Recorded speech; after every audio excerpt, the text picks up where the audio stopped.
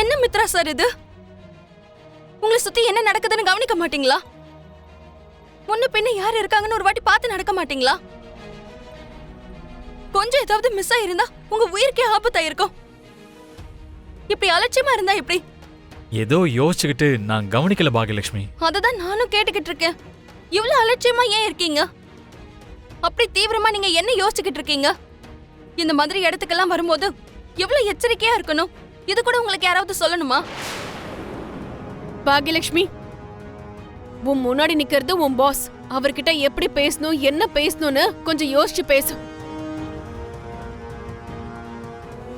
ஏதோ நீ அவரை காப்பாத்திட்டேன்றதுக்காக வாய்க்கு வந்த மாதிரிலாம் பேசாத.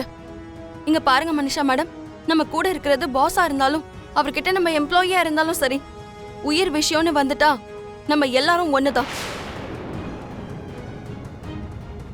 ஜாக்கிரதையா இருக்கிறத பத்தி சொல்றதுக்கு தரத்தை எல்லாம் பார்க்க வேண்டிய அவசியம் இல்ல. How dare you to talk like this? ஏன் கிட்டே நீ இவ்ளோ ஹார்ஷா பேசுறியா? Manisha, What is this Mitra? Bhagyalakshmi உன வாய்க்கு வந்த மாதிரி திட்டிக்கிட்டு இருக்கா, நீ எப்படி சும்மா இருக்க? பாகியலட்சுமி சொல்றதுலயும் அர்த்தம் இருக்கு. அவ என்னோட நல்லதுக்காக தான் சொல்றா. அப்படி இருக்கும்போது நானும் திருப்பி திட்டுறதெல்லாம் அர்த்தமே இல்லை. சப்போட்டா, இந்த பீச் பார்க்கறதெல்லாம் முடிஞ்சது. அடுத்தது இங்க ஒரு சர்ச் இருக்கு சார். அங்க நாம மனசார வேண்டிக்கிட்டா கண்டிப்பா அது நிறைவேறும். போலாமா சார்? சரி, அங்க போலாம் வா. சரி வாங்க சார்.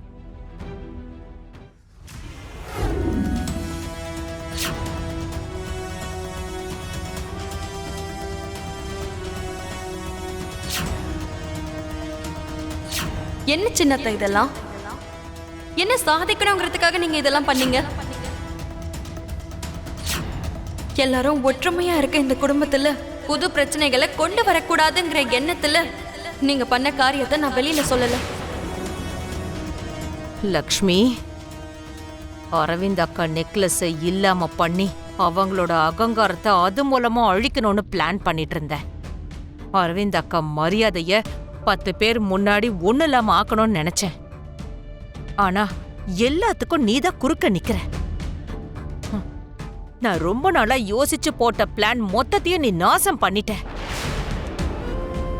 எனக்கும் மனிஷாவுக்கும் ஏதோ ஒரு நேரத்துல ஏதோ ஒரு வகையில நீ குடைச்சல் கொடுத்துக்கிட்டே இருக்க. உன்னை என் வழியில இருந்து விலக்குற வரைக்கும் எனக்கு நிம்மதிங்கிறதே கிடையாது லக்ஷ்மி. இதுதான் சார் நான் சொன்ன நம்ம ஆசையை நிறைவேற்றுற இடம்.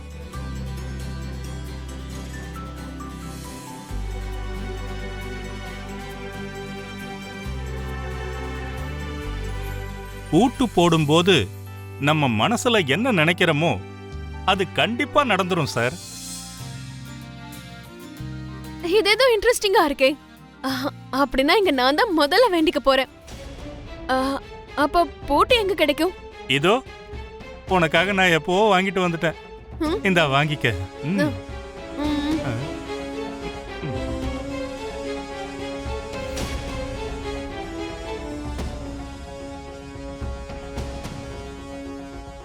கடவுளே, நானும் மித்ராவும் கூடிய சீக்கிரமே ஒண்ணு சேரணும்.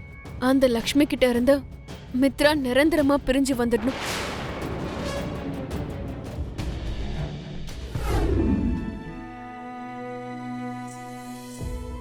தேவயானி, சஞ்சனாக்கு என்னாச்சு? கல்யாண விஷயம் பேச ஆரம்பிச்சது எதுவும் சொல்ல மாட்டேங்கிறா. அதோட கேட்ட கேள்விக்கு பதில் எதுவும் சொல்லாம அவ பாட்டுக்கு போறாளே. ஐயோ, அவ சின்ன பொண்ணுக்கா. கல்யாணம்னு சொன்னதோ கொஞ்சம் அதிகமா வெக்கப்படுறா, அவ்வளவுதான். ஓ, வெக்கப்படுறாளா? அப்ப சரி, நான் வேற ஏதோ நினைச்சேன்.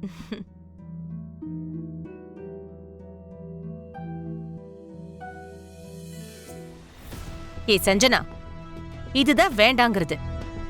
உன்னோட பேச்சுலயும் உன்னோட செயல்பாட்டுலயும் உனக்கு இந்த கல்யாணத்துல இஷ்டம் இல்லைங்கிறதையும் சந்தோஷம் பிடிக்கலங்கிறதையும் யாராவது தெரிஞ்சுக்கிற மாதிரி நடந்துக்கிட்டேன்னு வச்சுக்கோ, சொல்லியிருக்கேன்ல, உன் அம்மா உயிரோட இருக்க மாட்டேன்.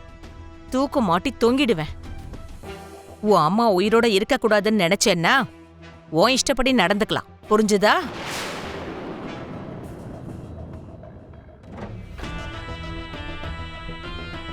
கல்யாணத்துக்கு அப்புறம் எனக்கு பிடிச்சதுதான் உனக்கு பிடிக்கணும். எனக்கு பிடிச்ச மாதிரி தான் நீ இருக்க கத்துக்கணும். அதெல்லாம் முடியாதுன்னு சொன்ன அதுக்கப்புறம் நீ என்னோட இன்னொரு முகத்தை பார்க்க வேண்டியதா இருக்கும். Hello Manisha, how are you? நான் யாருன்னு உனக்கு தெரியாம இருக்கும். ஆனா நீ யாரு, நீ எவ்வளவு தியாகம் பண்ணிக்கிட்டு இருக்கன்னு எனக்கு நல்லாவே தெரியும். You so lucky Mitra. உன்னை உயிருக்கு உயிரா காதலிக்கிற பொண்ணு அந்த காதலுக்காக தன்னோட காதலையே தியாகம் பண்ணியிருக்கா. உனக்கு இன்னொரு பொண்ணோட கல்யாணம் பண்ணி வச்சு உன்னை பிசினஸ்ல திரும்பவும் உன் கூடயே நிழலா இருந்து உன்னை தான் கண்ணுக்குள்ள வச்சு உன்னை பொக்கிஷமா பாக்குறா. You are so lucky. God bless you, Manisha. Thank you sir. Manisha கிளம்பு. அது இல்ல Mitra. I said go. Okay.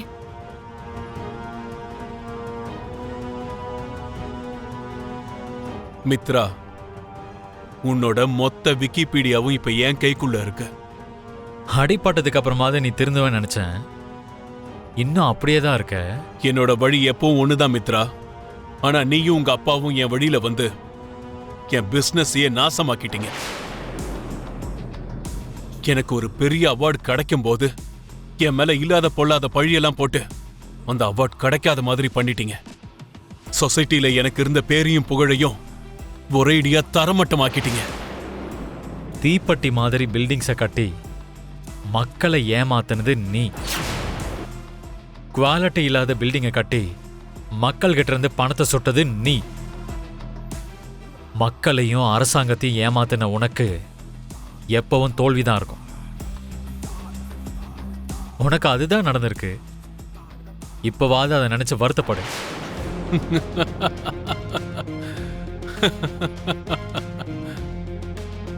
வருத்தங்கிறது என்னோட பாலிசிலேயே இல்ல.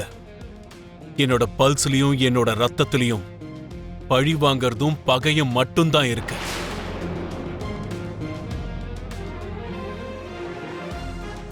நான் ஒரு வாட்டி முடிவு பண்ணிட்டா பேரழிவு எப்படி இருக்கும்னு நான் உனக்கு காட்டுறேன். எனக்கு நடந்த அதே அநியாயம் உனக்கும் நடக்கும். எனக்கு ஏற்பட்ட அவமானம் கண்டிப்பா உனக்கும் ஏற்படும். மொத்தத்துல இந்த பயணம் உனக்கு ஒரு கெட்ட கனவா இருக்க போகுது. நல்லா ஞாபகம் வச்சுக்கோ.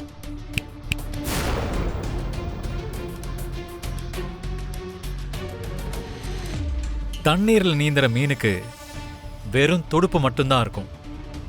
அது என்னதான் ட்ரை பண்ணாலும் அதுக்கு ரெக்கையெல்லாம் ஒன்றும் முளைக்காது. நேர்மை இல்லாதவனோட வாழ்க்கையும் அப்படிதான். இது வரைக்கும் நீ செஞ்ச தப்பெல்லாம் போதும். இதுக்கு மேலேயும் தப்பு செஞ்சு உன் பாவ குடத்தை நிரப்பிக்காத. இது ஒன்னும் கன்னியாகுமரி இல்ல மித்ரா, நீ டர்க்கியில இருக்க.